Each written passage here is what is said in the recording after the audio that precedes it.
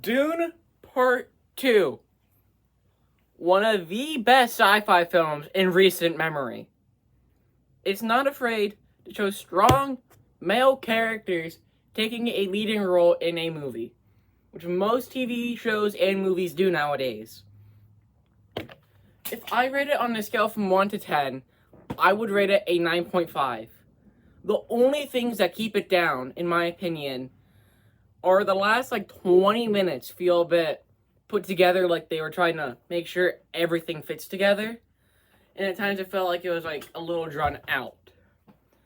The other thing that keeps it down for me is Zendaya's character. What was her name? Johnny, right? Yeah, it was.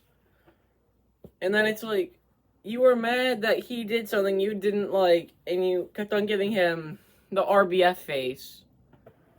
Now that he's doing something for the fate of the galaxy, you're pissed at him. Make up your mind. Those are my two complaints, but now time to go into the in-depth story / how do I say it? Explanation of the movie, give you my thoughts on what I like and don't like again. Because this is a review, it needs to be 8 minutes, I think, I don't know. Because we need to one-up some YouTube friends. Anyways, I don't even know if I'm their friend, but... Okay, starts off, I would say shortly after the first one. Yeah. We see him with the tribe at the end. But this movie is visually stunning. I saw it in IMAX, but I ended up getting a headache after a while, probably because it was an IMAX XD, whatever. So, starts off with him and his mother and some of the other members from the tribe going back to the camp after he had the duel at the end of the first one. So what they had done was, they were making their way across the desert, but they're being attacked while they're doing it. And we reveal and we learn here that his mom is pregnant with a child. Female, exactly. Fetal lives matter. Anyways. So, then what happened is, they get back to the camp, but half the tribe doesn't believe, he's the Messiah, basically. And he has to, prove himself. And his mom had to do, drink the water of life, but the other, priests, you could say, didn't know she was pregnant. They're like, oh, crud, what have we done? She's pregnant! Cut back, Dune is getting... Paul, I keep on wanting to call him Dune. It's the name of the movie. Paul had been getting ready for, trials, you could say. And then, later on, you'll see why it's visually stunning. Editor me. Roll clip here of Paul riding Sandworm. Okay, I'll let that soak in for a little bit.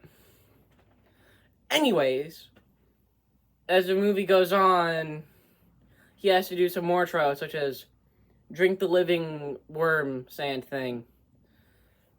But since he's a male and man aren't supposed to do it, it's like, oh no, we're gonna kill him. Then it's like, oh no, he's okay now. Johnny saved him. Because it was, a test to see, how good he could, tell stuff and how loyal Johnny would be to him. And then, after he has the magic worm water key to everything, basically, turns of the drinker. Love the Critical Drinker, favorite YouTuber. Drinker, if you're watching, I want to be in an open bar. This movie did not have me... Well, let me finish the story synopsis, and then... Drax from Guardians of the Galaxy shows up. I don't remember his character's name, so I'm just going to call him Drax. 1 second. So, Drax's character is basically, you could say the head of the villains in the movie. And, he's, part of the empire of the species I don't remember their name of. But it's... showed that the basically leader has a cousin a nephew he's gonna give the empire to when he dies. And the combat as well. The combat was amazing. I'm gonna cut that part out. Anyways, but the combat so well choreographed from time to time. And this nephew's fight was stellar. Literally. Don't get me wrong, like, I know Hollywood fights are drawn out, so I know it looks more epic, even though most fights are like skit time. Oh no, the skit is making it into the video because I know what to do the skit with. So I'll probably ask a friend over this weekend to help me do it. Anyways, so after that, it shows a bit more of like their plan, how they plan on using spice, etc. And what was it? I forgot what I wanted to say. Oh, back to the plot. No more side plots, apparently. I don't know. My memory might spark after a while. I don't know, though.